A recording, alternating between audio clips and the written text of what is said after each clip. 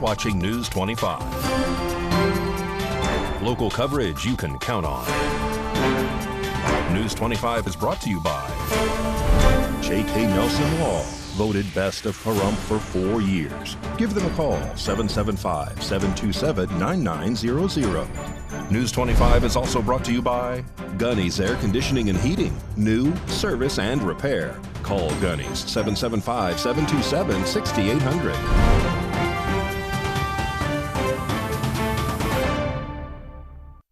Hello and welcome to this edition of News 25. I'm Unette Gentry. Thanks for joining us on Ace Country Radio, and we're also streaming at KPVM.TV. We're also on your Roku devices. It is Tuesday, August 27th, and happy birthday to Mikey Ruhan's mom.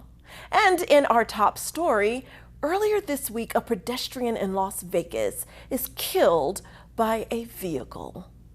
A pedestrian has been killed in a crash just east of the Las Vegas Strip. The crash happened around 4:08 p.m. near Gabriel Drive and Spencer Street, just between Harmon and Tropicana Avenue.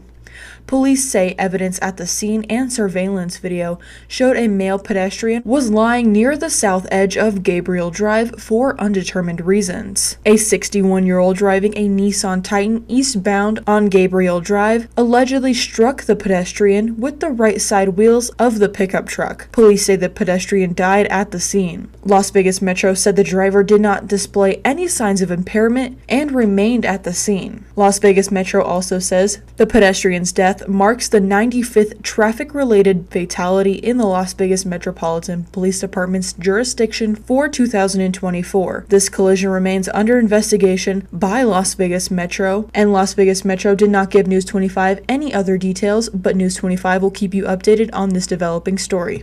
And police are investigating a death at the Burning Man Festival recently right here in northern Nevada.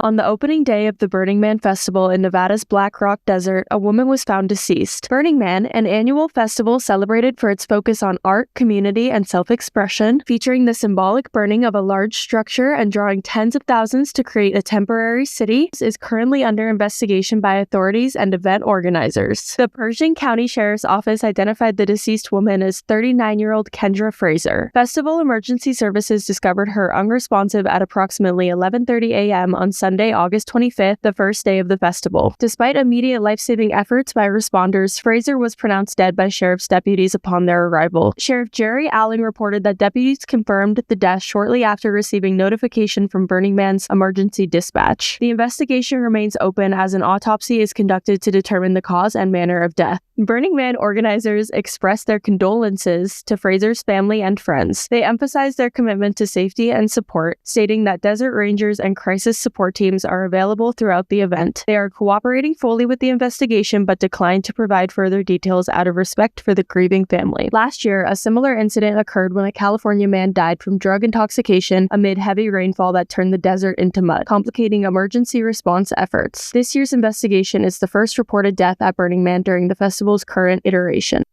And in more news from across southern Nevada, a Clark County School District employee is arrested after several sex allegations. Rory Rossell has this story.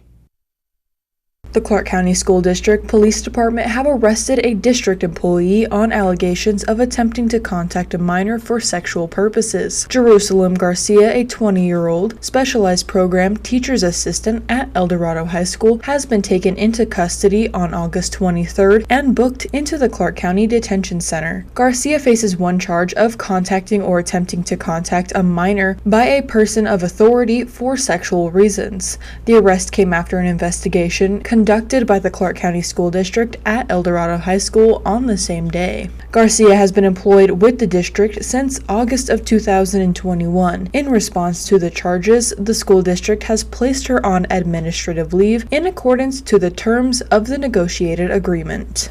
And despite our local DMV being closed here in Pahrump, progress is being made in regard to what you can do online for your vehicle.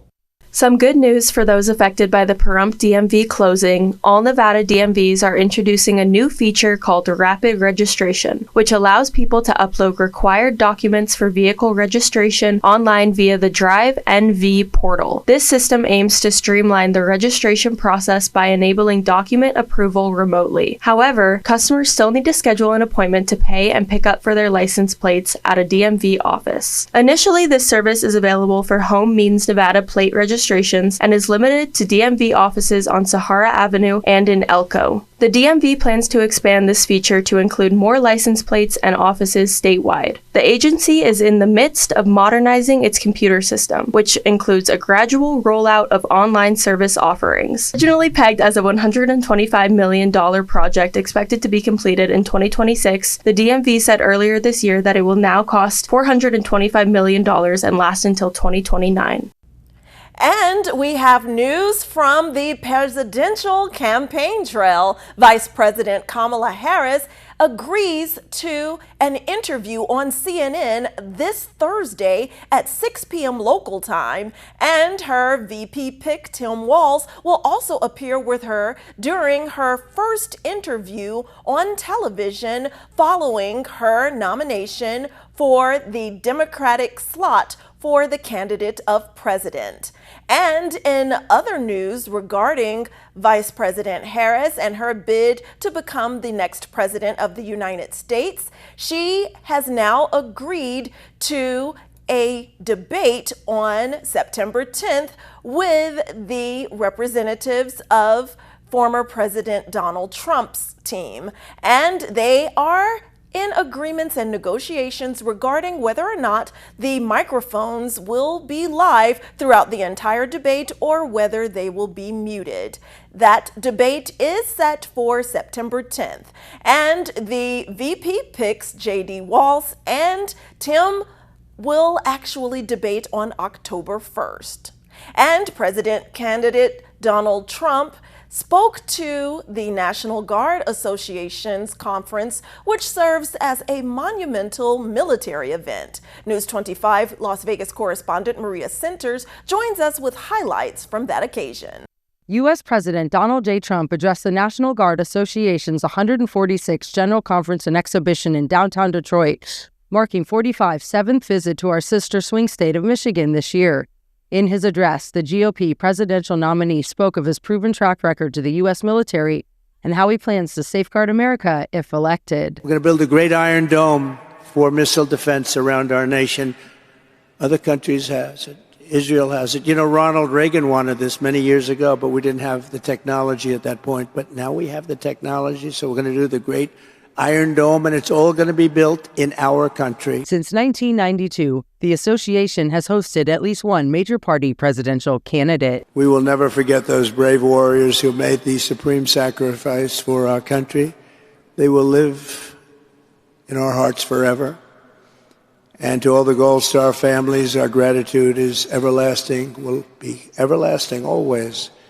We will honor their memory by restoring a government that puts the American people first. The conference serves as the association's annual business meeting. Whether you're a soldier, you're an airman, a Marine, sailor, or a coastie, he keeps us in his heart in the decisions that he makes. We saw this through his first term in the presidency, when he not only didn't start any new wars, he took action to de-escalate and prevent wars. He exercised the courage that we expect from our commander-in-chief in exhausting all measures of diplomacy. Over 4,200 attendees registered for this year's event. We cannot be prosperous unless we are at peace. And we can't live free as long as we have a government that is retaliating against its political opponents and undermining our civil liberties, weaponizing our very institutions against those they deem as a threat. Kamala Harris has done this over the last 3.5 years. She won't hesitate to continue that if she is elected as president. President Trump has been their first and foremost target in this because they don't want us as voters to even have the option to vote for him. Both Donald Trump and Kamala Harris were invited to speak at the National Guard Association's 146th General Conference and Exhibition I'm Maria Centers for News 25 Las Vegas. And once again, Vice President Kamala Harris will debate former President Donald Trump on September 10th, and VP picks Tim Walz and J.D. Vance will debate on October 1st. News 25 will be right back.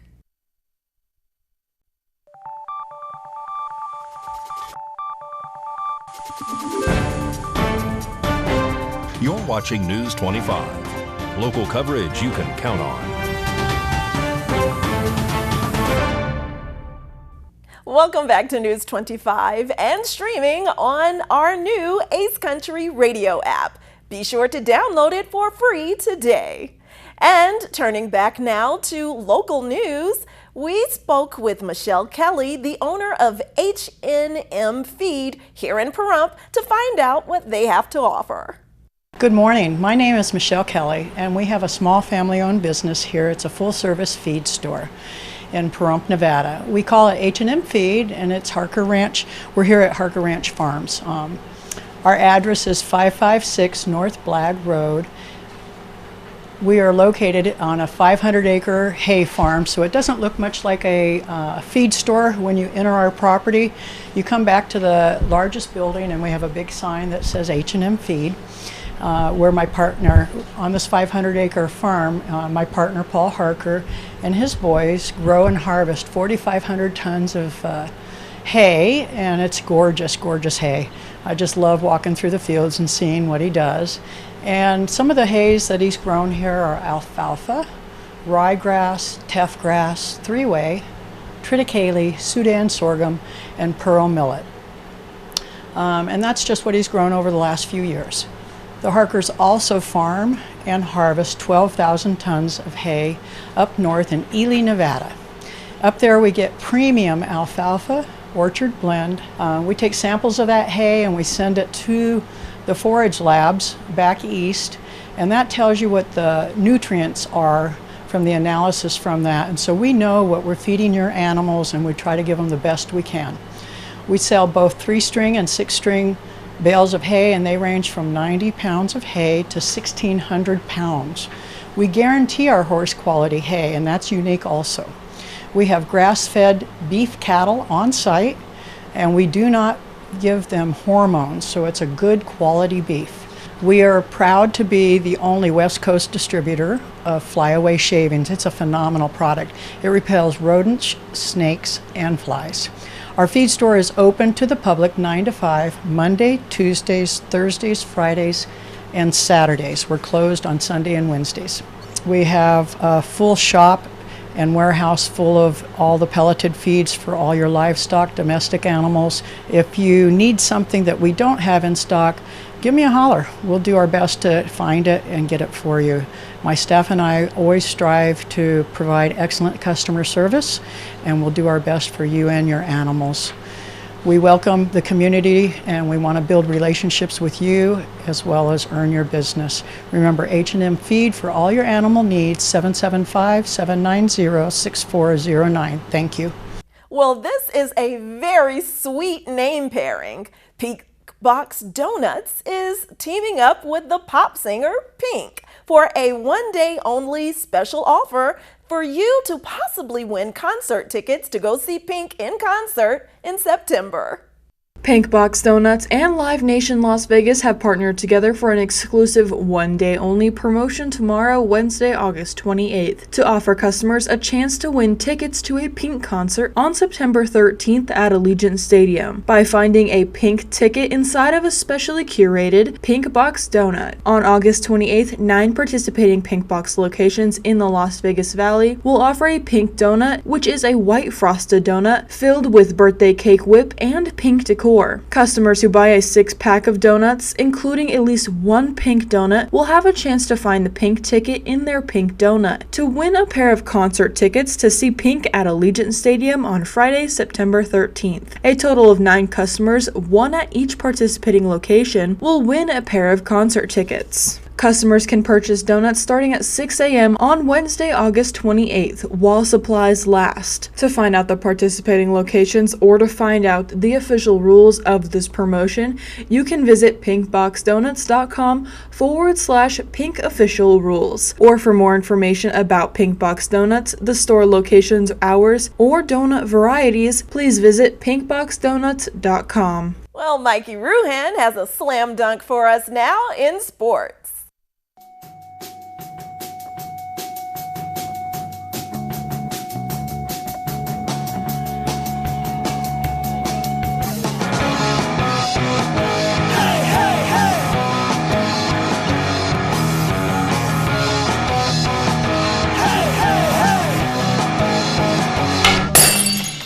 Time now for your News 25 look at sports, streaming at KPVM.TV and now on Roku devices. The Las Vegas Aviators are in Sacramento this evening.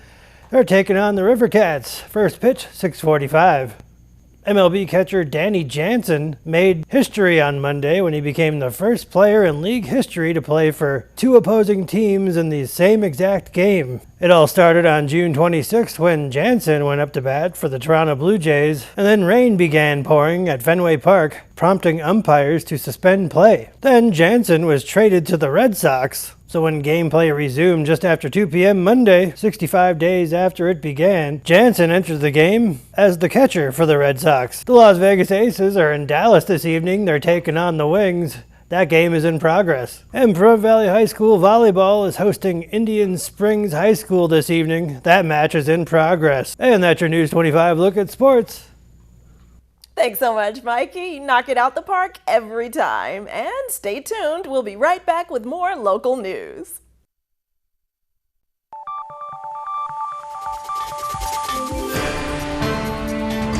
You're watching News 25. Local coverage you can count on. News 25 is brought to you by Mountain West Lawyer, Injury Attorneys, 727-9500. Welcome back to News 25. Well, have you ever wondered what it takes to replace a power utility pole? Well, today, Valley Electric Association is sharing that complex process, which requires specialized equipment and special training to complete. This segment of News 25 is brought to you by Valley Electric and its family of companies focused on serving our members. We're better together. Distribution poles can be found all along your roads and neighborhoods, bringing power into homes and businesses. To keep the system working properly, we regularly inspect our lines and occasionally find a few poles that need to be replaced. If a pole needs to be replaced, we do our best to keep members in service while we get the job done. So, how many linemen does it take to change a pole? First, let's look at why poles need periodic replacement. Weather disasters like lightning, storms, hurricanes, and earthquakes can cause major and immediate damage. Car crashes, equipment changes, and highway relocation are also reasons why a pole may need to be replaced. But even poles that don't suffer major damage will lose some of their strength after being subjected to the elements over the years. When a pole needs changing, line crews take several steps. First, they must carefully measure and dig a hole, typically next to the old pole, that is about 15% of the new pole's height. For example, a 35-foot pole requires a hole that is at least 5 1/4 feet deep. Second, the new pole must be fitted with bolts, crossarms, insulators, ground wires, and arm braces. Third, line crews must carefully use their tools and safety equipment to detach power lines from the old pole. Next, the new pole is carefully raised, guided into position, and set. Then, the new pole is backfilled and tamped, or packed. Electric lines are then carefully moved and attached to the new pole's insulators with tie wires or clamps. Once all live lines are securely in place, the crew detaches equipment from the old pole and removes it, leaving the new pole to do its new job. So, how many linemen does it take to change a pole? As many as needed to make sure you get safe, reliable, affordable power.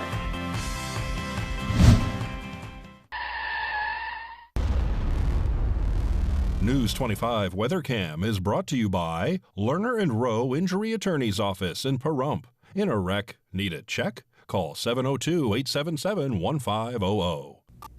Let's take a live look outside through our Lerner and Rowe weather cam at the last few days of August and our pre-Labor Day forecast. A look at those temps after the break.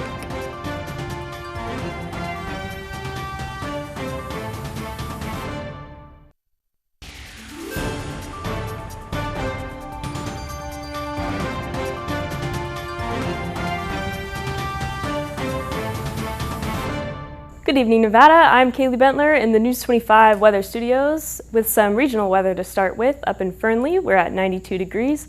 Fallon at 92 degrees as well. Weather Twins. Carson City, 90. Tonopah, 87. Goldfield, 88. Amargosa at 103. Las Vegas, 100. And Death Valley, 112. But in the paradise of Pahrump, currently at 99 degrees and sunny. Saw a high of 100. Winds south-southwest, 9 miles per hour. Humidity at 6%. And the sun rose this morning at 6:12 and will set this evening at 7:17. Expect humidity at 10%, winds east-southeast 5 miles per hour with a low of 70 and clear skies. As for the rest of the week, staying in the cool 100s all week. However, on Friday and Saturday, we are seeing some clouds and a little bit of wind there as well. But getting back to the sun by Tuesday and a little bit more winds at 13 miles per hour on Tuesday. And that's your look at the weather. Back to the desk. Here's Unette. Thanks so much, Kaylee, and Labor Day's looking good. Speaking of looks, have you seen our advertisers right here on KPVM? That's because we need your feedback. We want you to watch, so you can visit our website at www.kpvm.tv and fill out an ad survey, which will help us entertain you more.